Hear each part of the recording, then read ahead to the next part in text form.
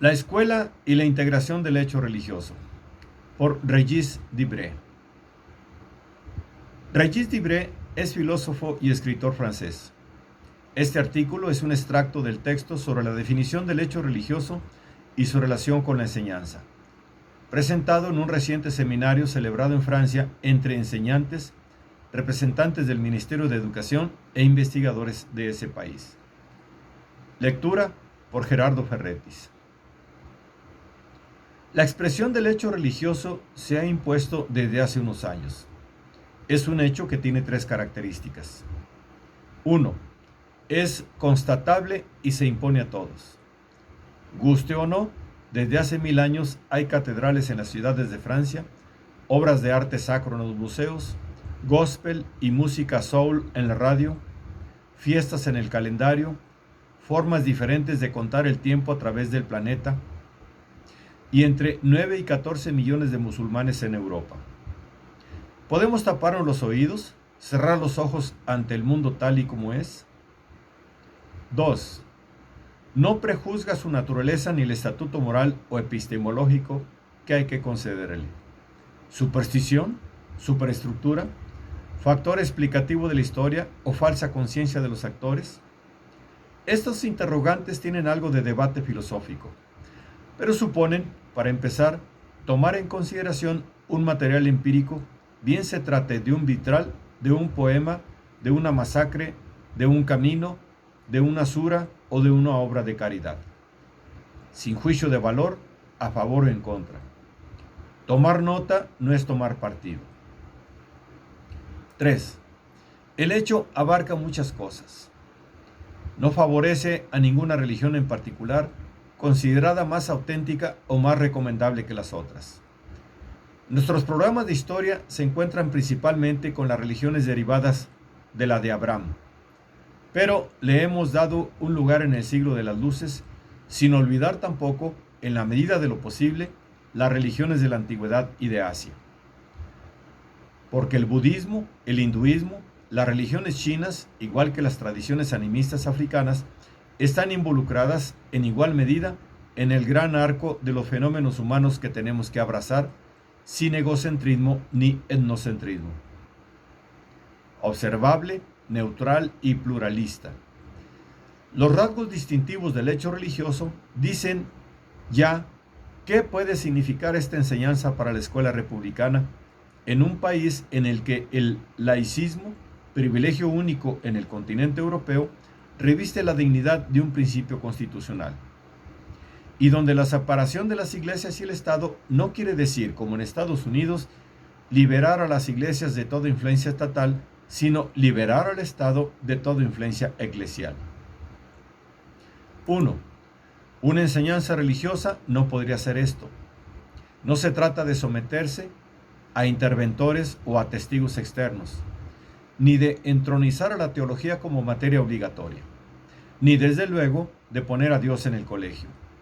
Se trata de seguir un camino que la escuela pública conoce bien, es decir, apoyar aún más el estudio de la historia, la geografía, la literatura, la filosofía, las enseñanzas artísticas y las lenguas vivas. 2. No es ni siquiera una enseñanza de cultura religiosa, si se entiende con ello una sensibilización respecto de la creencia que le conferiría la misma condición que al saber. Igual que la incultura científica, artística o religiosa, responde a un único fenómeno general, el conocimiento de las religiones, como el del ateísmo, forma parte de la cultura, nada más. Todas estas lagunas merecen la misma atención por parte de los poderes públicos. La memoria humana no se divide en compartimientos. Abraham, Buda, Confucio y Mahoma vivieron y viven en el mismo planeta que Euclides, Galileo, Darwin y Freud. No se trata de valorar o desvalorizar lo religioso, rehabilitarlo o deshabilitarlo, sino de aclarar sus repercusiones en la aventura humana de forma detallada. Como observaba recientemente Jean-Pierre Bernard, no hay ningún ejemplo de grupos humanos sin religión. Se trata de un elemento esencial de las civilizaciones. 3. El propósito no es iniciar en los misterios y los dogmas revelados, ni legitimar autoridades externas a la única autoridad que vale en una clase, la del maestro y su disciplina. Aún menos indicar el camino de la verdad, del bien o de lo hermoso. No es un curso de moral, ni mostrar que estos creyentes tienen razón y los otros están equivocados. No es proselitismo. En estas condiciones, el espíritu de la objetividad más serena caería enseguida en la ambivalencia bien conocida de los fenómenos religiosos, que llevan consigo la prohibición y el permiso de matar, la tregua de Dios y la guerra santa, la fraternidad y la segregación, la sombra y la luz. Se podría ilustrar con dos hechos significativos ocurridos en el mismo año en la construcción de nuestro derecho positivo. En la Cumbre de la Tierra, en Johannesburgo, 3 estados bloquearon con su veto la adopción de una resolución sobre la planificación familiar, oponiendo a los derechos humanos universales el derecho particular de las tradiciones religiosas. Estados Unidos, Arabia Saudí y el Vaticano. Un derecho menos para las mujeres. Y en el mismo momento, el representante de Francia en la Convención para la Carta Europea de los Derechos Fundamentales conseguía que el descanso semanal se incluyera entre los derechos sociales formalmente reconocidos, en contra de la opinión del delegado británico, que pretextaba que ninguna carta o declaración universal lo mencionaba. Le opuso entonces el Sabbat y la Biblia. El argumento causó impresión, al ser Su Majestad Británica jefe supremo de la Iglesia Anglicana. Un derecho más para todos los hombres de Europa, ateos incluidos. Una vez aclarados los malentendidos, provocados por ciertos reflejos condicionados, por otra parte perfectamente comprensibles, veamos qué problemas presenta el hecho, esta pequeña palabra falsamente anodina. Durante mucho tiempo se ha opuesto el orden de los hechos, sólido, consistente, demostrable, al orden de las creencias, imaginario, evanescente o subjetivo. Los hechos de creencia están a caballo entre lo material y lo espiritual, la política y lo imaginario.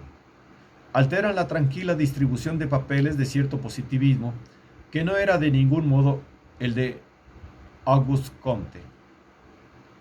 Desgraciadamente, la existencia del paraíso no está demostrada, y aún menos que los que matan infieles tengan prioridad allí.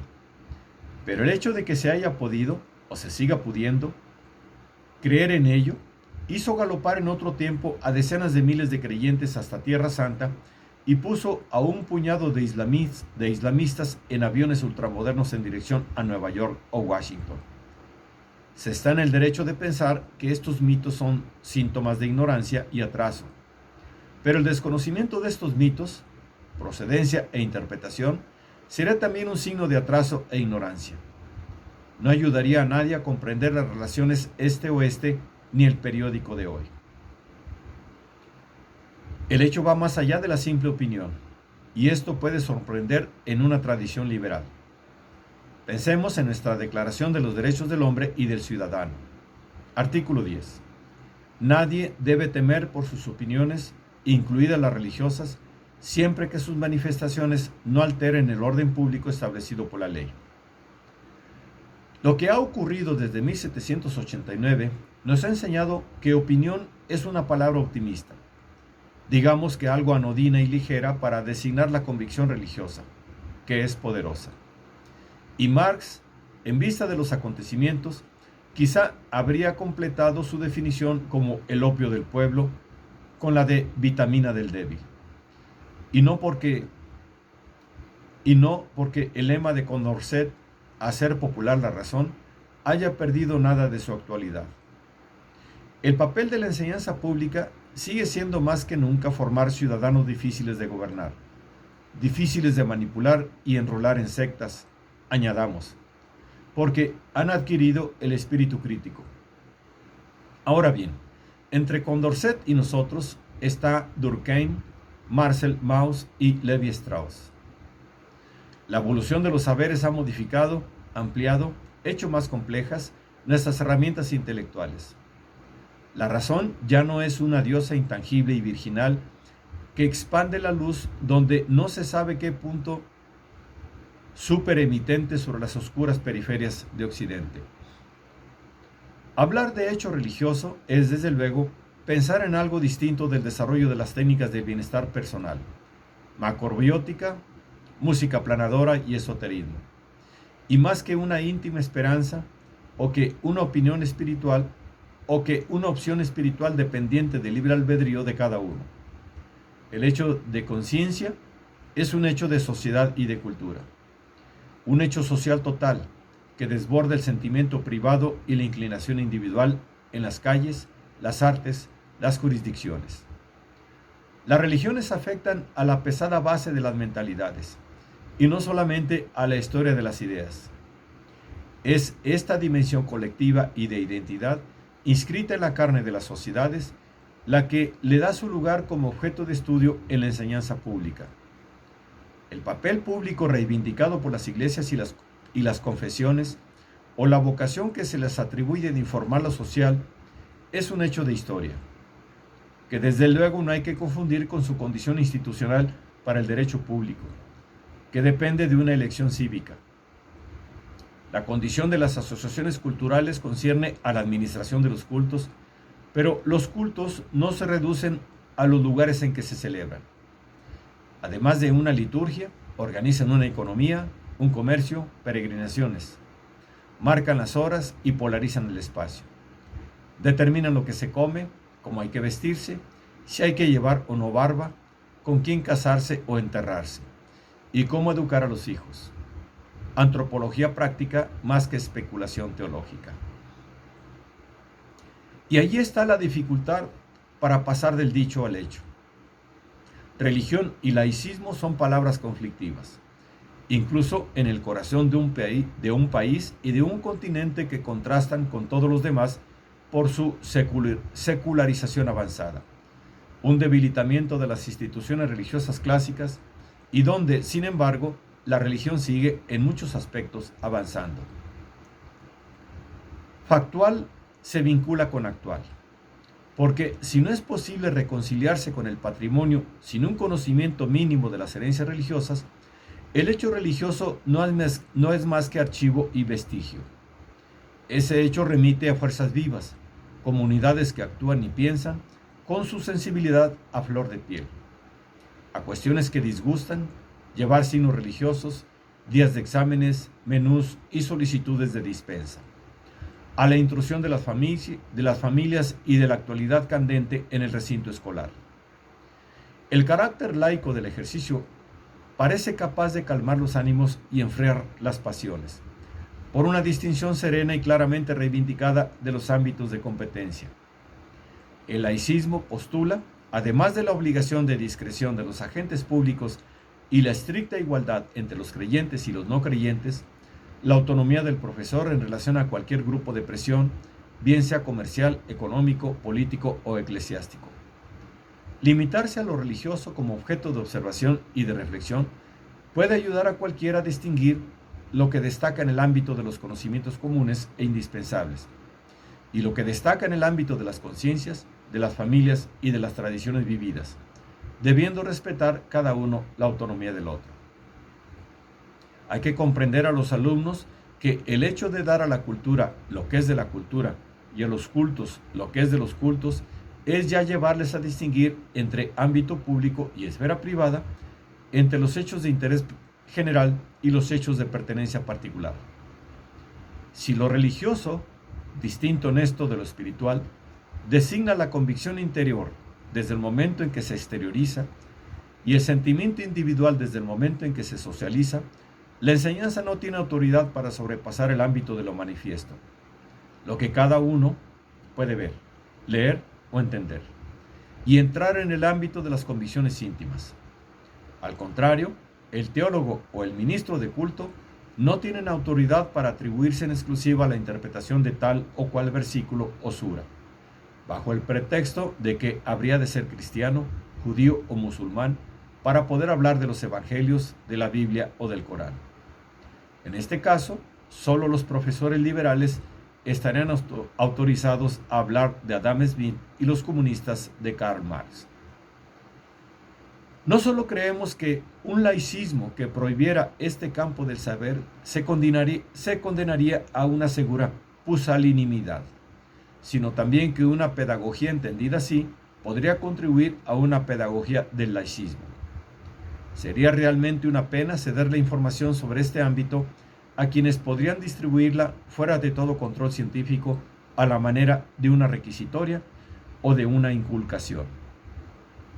El hecho religioso no lo es todo, pero está en casi todas partes. No constituye una esfera aparte y no es objeto de una disciplina en sí. Tampoco hay oposiciones de religión. Es un ámbito que afecta a muchos fenómenos. Pensemos en la variable religiosa en sociología electoral, que se inscribe con toda naturalidad en el tejido de las materias enseñadas. Se han contado 87 definiciones de religión, todas más o menos válidas, y sin embargo contradictorias. Y más que entrar en este debate académico, habría que hacer la historia de esta palabra latina, porque ignorada por los griegos, los hebreos y la mayoría de las culturas del mundo, que han visto cómo se la imponía desde fuera el occidente colonial. Hinduismo no es más que una palabra hindú que confucianismo, China o fetichismo africano. Habría que acoger a las religiones civiles, las de Rousseau o Michelet, las de la patria, la revolución, la ciencia. El abanico de la religiosidad es muy amplio y fluctuantes las fronteras entre religiones positivas y sacralizaciones sociales, entre la creencia que flota y el dogma que fija. En Estados Unidos no hay más que el dólar y el Dios bendiga a América de los actos oficiales. Hasta los contratos de seguros califican las catástrofes naturales como obra de Dios. El mundo soviético se enterraría en lo absoluto si la historia no tuviera en cuenta los anclajes religiosos de los rituales y los íconos. Habría que incluir también los derechos humanos, religión civil de las democracias del occidente creyente, debidamente reconocida, con un architecto sagrado en nuestros pequeños anuncios. La Declaración de 1789 se inscribe en las dos tablas oblongas de Moisés. El hecho existe independientemente de la conciencia que toman de él sus protagonistas. Entonces nos entra un escalofrío. ¿Dónde poner los límites? ¿Hasta dónde llegar? Aquí es donde importa volver a las materias de enseñanza. Limitándose a lo homologado por la moral previsoria, se evitará el disparate y las especulaciones. Si bien el hecho religioso no puede ser tratado completamente como una cosa, es necesario apoyarse en los materiales propios de cada disciplina, aún a riesgo de elevarse después de lo material a lo mental. La noción de hecho nos orienta hacia el camino concreto de los hombres y de las huellas incontestables que nos han dejado. Evita disertar sobre religiones en sí, concebidas o más bien deformadas en entidades homogéneas, fijadas y transformadas en cosas. Y sugiere devolver, con pequeños toques, la iluminación, la atmósfera y el estilo, siempre a partir de un dato previo y patente. El dato de la enseñanza literaria son los textos, primer día. Los de las enseñanzas artísticas, las obras, segundo día. Los de la historia y la geografía humana, los acontecimientos y los territorios, tercer día. Y le tocará a la decana de la Inspección de Filosofía devolvernos, como conclusión, el elemento fuera del cual la enseñanza no sería viable: laicismo, principio y método. Este encadenamiento natural no debería velar la dimensión transfronteriza y sintética, digamos transdisciplinar, inherente a la exploración del mundo simbólico, refractaria a las segmentaciones académicas. Y por eso mismo no puede ser más propicia a una nueva coalición de disciplinas, a nuevas coordinaciones entre profesores.